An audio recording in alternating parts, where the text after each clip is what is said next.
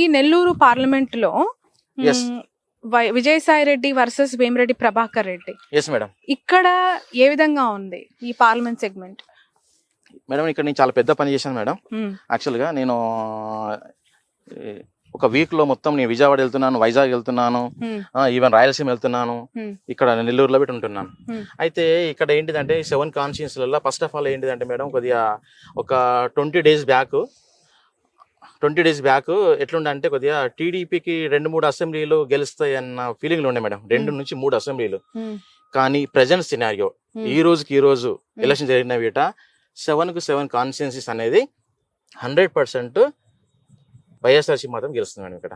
ఎందుకంటే compare to last 25 days ఈ present survey చూసుకుంటే మొత్తం ఓట్ షేర్ అనేది వైఎస్ఆర్సీపీ ఓట్స్ పెరిగిపోయింది. ఎమ్మెల్యే క్యాండిడేట్ ఓకేనగా ఎంపీ క్యాండిడేట్ విజయసాయి రెడ్డిని ఇక్కడ దించడం వల్ల ఆ పర్టికులర్ కాన్స్టిట్యున్సీ యొక్క వాల్యూ పెరిగిపోయింది. సపోజ్ విజయసాయి రెడ్డి కాకుండా వేరే వాళ్ళు వస్తే మాకు కొద్ది ఇబ్బంది ఉండే మేడం ఇక్కడ. అంటే విజయసాయి రెడ్డి అనే క్యాండిడేట్ పక్కా ఏదో ఒక పని చేస్తాడు, కమిట్మెంట్ చేసుకున్న క్యాండిడేట్, జగన్ సార్ కు దగ్గర ఉంటాడు, ఇతని వల్ల కంపల్సరీ ఏదో పని చేసుకోవచ్చు అనేది, లేక పని చేసుకోవచ్చు, డెవలప్ చేసుకోవచ్చు అనేది పబ్లిక్ లో అయితే ఉన్నది మేడం. అది విజయసాయి రెడ్డి ద్వారా రావడం వల్ల ఇక్కడ ఉన్న నెగిటివ్ ఓట్ అనేది పాజిటివ్ అయిపోయింది madam. Present till today 7 constituencies అన్ని. బట్ ఎలాంటి ఆధారాలు నాగన్? ఎందుకంటే ఇక్కడ నారాయణ లాంటి ఒక ఆర్థిక బలం పుష్టిగా ఉన్న లీడర్స్ ఉన్నారు, వేమిరెడ్డి లాంటి ఒక బిగ్ షాట్స్ ఉన్న ఈ నియోజకవర్గం అంటే I mean power packed constituency Nellore is. అటు క్యాస్ట్ పరంగా, ఇటు ఫైనాన్షియల్ పరంగా నారాయణ ఉండొచ్చు సారీ, కానీ అలాగే వేమిరెడ్డి సార్ ఉండొచ్చేమో. కానీ గ్రౌండ్ లేపటి ఏమొస్తుందంటే, గ్రౌండ్ లెవెల్ ఏమొచ్చిందంటే madam candidates main madam Vemireddy Prabhakar రెడ్డియా లేకుంటే వైఎస్ఆర్సీపీ మనకు సాయి రెడ్డి గారు అన్నప్పుడు సాయి రెడ్డికి ఇస్తుంది. ఎందుకంటే ఎక్కువగా ఎవరు మాట్లాడతారు, ఎవరితో డిస్కషన్ ఉంటుంది, ఎవరితో అయితే డెవలప్ చేస్తారు, ఎవరైతే మాట్లాడతారు అనేది చేసుకుంటారు. కాబట్టి మనకి ఏంటిదంటే కొద్దిగా టౌన్ లో హెడ్ క్వార్టర్స్ ఉన్నాయి కదా మేడం, ఆ హెడ్ క్వార్టర్స్ అనేది కొద్దిగా పర్సెంటేజ్ అనేది కొద్దిగా అలయన్స్ అలాంటి ఓట్ షేర్ ఉంది. కానీ అలయన్స్ కన్నా రూరల్ కిరీటాల కల్లా మొత్తం 1 side 70%, 60% అనే రేషియోలో వచ్చేసింది madam. Mainly city head quarter అన్నప్పుడు కొద్దిగా చదువుకున్న వాళ్ళు వీళ్ళు ఉంటారు కాబట్టి వాళ్ళ యొక్క మైండ్ సెట్ అనేది కొద్దిగా వేరేగా ఉంటుంది. ఎండ్ ఆఫ్ ది డే మాత్రం ఇంకా 25 days టైం అనేది ఎంత మంచిగా ప్రచారం చేసుకున్నా, ఎంత ఇంప్రూవ్మెంట్ చేసుకున్నా ఓట్ షేర్ని ఇంకా టైం ఉంది కాబట్టి ఇంప్రూవ్మెంట్ చేసుకోవచ్చు. ఎండ్ ఆఫ్ ది డే ఇప్పుడు ఆల్రెడీ టీడీపీ మేనిఫెస్టో ఇచ్చారు వాళ్ళు, గ్యారంటీస్ అనేది కంపేర్ చేస్తున్నారు కదా, తెలంగాణ గవర్నమెంట్ ఏంటిది, ఆంధ్రప్రదేశ్ గవర్నమెంట్ ఏంటిది, లేకుంటే ఎవరు చేయాలో చేస్తారు. ఆల్రెడీ జగన్మోహన్ రెడ్డి ఇంతమంది సీఎం కాబట్టి అతను మళ్ళీ ఇస్తే కమిట్మెంట్ కరెక్ట్గా అవుతుందా లేదా అనేదాన్ని వీట చూసుకొని వీట ఓటేసారు చాలా ఉన్నారు మేడం, వెయిటింగ్ ఇస్తున్నారు చాలా మంది. అదొకటి. సో కమిట్మెంట్ అనేది వచ్చే యొక్క మేనిఫెస్టో బట్టి వీట ఓట్ షేర్ ఇంకా పెరగవచ్చు మేడం వైసీపీది. రైట్. ఇప్పుడు ఓవరాల్ గా ఒక ఫిగర్ ఏంటి మీరు ఇచ్చేది స్టేట్ లో కూటమికి వైసీపీకి? పక్కా మోర్ దెన్ 8% ఉన్న అసెంబ్లీ కాన్స్టిట్యున్సీలు అయితే 103 ఉన్నాయి మేడం, 103 ఉన్నాయి. ఒక 20 నుంచి 25 వరకు మాత్రం అవి 2%, 3%, 4% అలా ఉన్నాయి. అందులో ఇట మళ్ళా ఎడ్జ్ 20 seats వరకు ఎడ్జ్ వైఎస్ఆర్సీకి ఉన్నాయి. నేనేమనుకుంటున్నా అంటే ఆ 20 మనం ఇప్పుడేమన్నా అనౌన్స్ చేసినాం అనుకోండి పేర్లు, అంటే నేను ఎవరికి చెప్పలేను, ఎందుకంటే వీళ్ళు సైలెన్స్ అయిపోతారు, వీళ్ళు మన సర్వే వీటే రాంగ్ రావచ్చు. అందుకు నేను సైలెన్స్ ఉంటాను. ఇంకా నేను మళ్ళీ పని చేస్తున్నా కాబట్టి ఇంకో రిపోర్ట్ రిలీజ్ చేస్తాను నేను.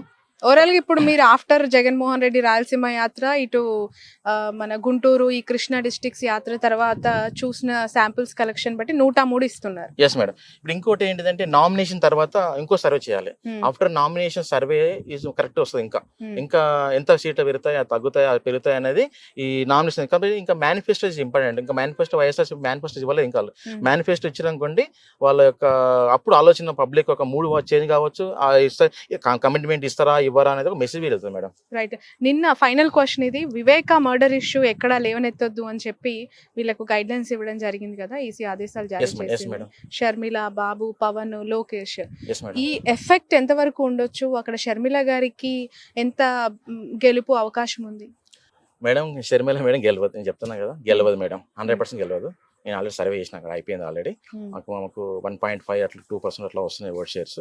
ఆమె నేను డిగ్రీ చేయగానే, కాకపోతే ఏంటంటే ఆమె పోటీ చేసింది ఓకే. ఆమె రాజశేఖర రెడ్డి కూతురు, రాజన్న బిడ్డ. ఆమె ఏమనుకుందంటే కమిట్మెంట్ జగన్మోహన్ చెల్లి ఉండొచ్చు కానీ అక్కడ ఓట్ షేర్ అనేది ఇప్పుడు ఎట్లా అయిపోయిందంటే మేడం, వాళ్ళ ఇంట్లో ఫ్యామిలీ విషయాలు గొడవ ఎండొచ్చాం కానీ ఓటర్కి అవన్నీ అవసరం లేదు కదా.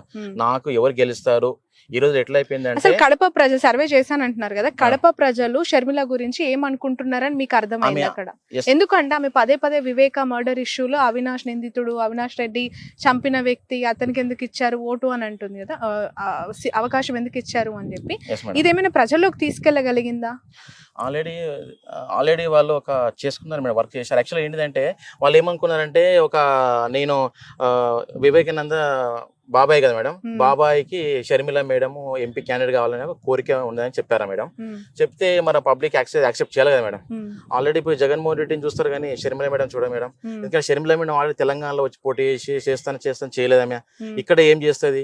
ఇంకోటి ఏంటిదంటే, పోటీ అనేది షర్మిల మేడంకు జగన్మోహన్ రెడ్డి కాదు కదా పోటీ. ఇక్కడ పోటీ అనేది జగన్మోహన్ రెడ్డికి చంద్రబాబు నాయుడుకి పోటీ కానీ, అంతేగాని ఇతనికి ఈమెకి అది కాదు కదా మేడం. సో ఓట్ షేర్ అనేది రెండు పార్టీల మధ్యనే 98 ఆర్ 96% to 97% వీళ్ళిద్దరి మధ్యలోనే ఉంటుంది మేడం, కూటమి మధ్యలోనే ఉంటుంది. ఒక పార్టీకి ఎక్కువ రావచ్చు, పార్టీ తక్కువ రావచ్చు, కానీ ఓట్ షేర్ అనేది అవుట్ ఆఫ్ 100% ఓట్ షేర్ లో 96 to 97% ఇద్దరి మధ్యలో ఉంటుంది. ఆ 3% అందరిగా బీఎస్పీ చేసుకుంటే, కాంగ్రెస్ చేసుకుంటే, ఇతరులు చేసుకుంటారు మేడం. 150 అట్లా. Okay, right. ఇంకా ఏమైనా చెప్పాల్సిన అంశాలు ఉన్నాయంటారా ఈ ఓవరాల్? నేనేం చెప్పలేదు madam. Manifesto is very important. Manifesto is correct గా ఉంటే కమిట్మెంట్ తోటి గెలుస్తారా అనేది ఒక మెసేజ్ వెళ్తుంది. So manifesto is important. Manifesto వచ్చినాక వీటి సర్వే అనేది ఇంకా మారిపోవచ్చు, అంటే పెరగవచ్చు తగ్గవచ్చు చెప్పలేము. ఏదున్నా కానీ manifesto is very important. But ఒక్క అవకాశం అని బాబు ప్రజల నోట్ అడుగుతున్నారు కదా, దానికి ఏం కన్ఫైన్ అవ్వట్లేదా ప్రజలు? వాళ్ళ కూటమి మెయిన్ మేడం. కూటమి వాళ్ళు ఆల్రెడీ వాళ్ళు తెలుసు కదా మేడం, ఎట్లయినా మనం సింగిల్ వెళ్తే గెలవము, కూటమి అయితే గెలుస్తాము అని కాంపిటీషన్ ఇస్తారు. ఫస్ట్ ఆఫ్ ఆల్ ఏంటిదంటే, జనసేనకు ఒక సీట్స్, ఒక వాళ్ళ సీఎం ఏంటి మేడం, జనసేన వాళ్ళ పరిస్థితి ఏంటిది? జనసేన వాళ్ళు మా యొక్క పవన్ కళ్యాణ్ సీఎం కావడం వాళ్ళ బాధ్యత. 10 సంవత్సరాలకు అదే అని అంటారు వాళ్ళు. 10 సంవత్సరాల నుంచి నాకు సీఎం కావాలి. ఇప్పుడు ఎట్లా అయిపోయిందంటే, ఆ సీఎం అయ్యే క్యాండిడేట్ అలయన్స్ లోపల ఒక 50 సీట్లన్నా 60 సీట్లన్నా మాకు వస్తాయి అన్న ఫీలింగ్తో వాళ్ళు పనిచేసిండ్రు జన సైనికులు. పాపం వాళ్ళు 10 సంవత్సరాలుగా లాస్ట్కి ఇప్పుడు వచ్చేదాకా ఏమైంది, 21 సీట్స్కి వచ్చేసారు. అందులో 21లో వీట మళ్ళీ ఆ పార్టీ నుంచి ఈ పార్టీ నుంచి వచ్చే వాళ్ళకి ఇచ్చారు. ఎవరైతే 10 సంవత్సరాలు కష్టపడుతున్న క్యాండిడేట్స్ ఉన్నారో వాళ్ళకి టికెట్ రాకపోవడం వల్ల వాళ్ళ కింద పనిచేసే క్యాడర్ కానీ వాళ్ళంతా totally dissatisfied. First of all dissatisfied ఎక్కడ ఏంటంటే, వాళ్ళ క్యాండిడేట్ సీఎం కావడం తెలివంగానే ఆ యూత్ కానీ లేకుంటే ఎవరైతే కష్టపడ్డ వాళ్ళు ఉన్నారో టోటల్లీ వాళ్ళు నర్వస్ గా ఫీల్ అయ్యారు మేడం. వీళ్ళు అలయన్స్ లోపల వీటి ఒక 50 సీట్లు వస్తాయనుకున్నారు. 21 సీట్లు రావడం వల్ల ఏంటిదంటే, వాళ్ళు ఆ వచ్చిన వాళ్ళకి మళ్ళీ పాత వాళ్ళకే కాకుండా కొత్త బయట నుంచి వచ్చిన వాళ్ళకి టికెట్లు ఇవ్వడం వల్ల వీట కొద్దిగా మైనస్ వాళ్ళకి మేడం.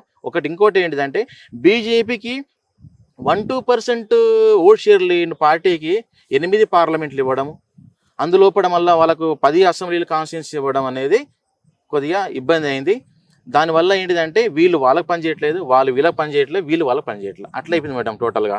ఇప్పుడు క్యాడర్ బిట్ ఇంపార్టెంట్ కదా, క్యాడర్ తోటి సంప్రదింపులు చేసి అన్ని చేసినా కరెక్ట్ గా ఉండే, మాకు చెప్పకుండా చేసిరన్న ఫీలింగ్ గ్రౌండ్ లో జరుగుతుంది మేడం. అదొకటి రాకుండా ఉంటే మంచిగా ఉండే, అది వచ్చేసింది గ్రౌండ్ లో already. Thank you so much Naganna గారు. యాక్చువల్ గా చీకటి పడిపోయింది, మిమ్మల్ని మార్నింగ్ నుంచి క్యాచ్ చేద్దాం అనుకున్నాను. సో ఇదంతా కూడా మీ డేటా కలెక్షన్ అనుకుంటా. సో నెల్లూరే కాదు, రాష్ట్ర వ్యాప్తంగా కూడా మీ అభిప్రాయాన్ని, అంటే నియోజకవర్గాల్లో ఉన్న మూడ్ని మాకు ఎక్స్ప్లెయిన్ చేసినందుకు థ్యాంక్ యూ సో మచ్. చూద్దాం ఖచ్చితంగా మీ రిజల్ట్, అక్యురేట్ రిజల్ట్ ఎంతవరకు జెన్యున్ గా ఉండబోతోంది, రాబోయే ఎన్నికల్లో ఎంతవరకు మీ సర్వే నిజం అవబోతుంది అనేది. Thanks a lot. Thank you.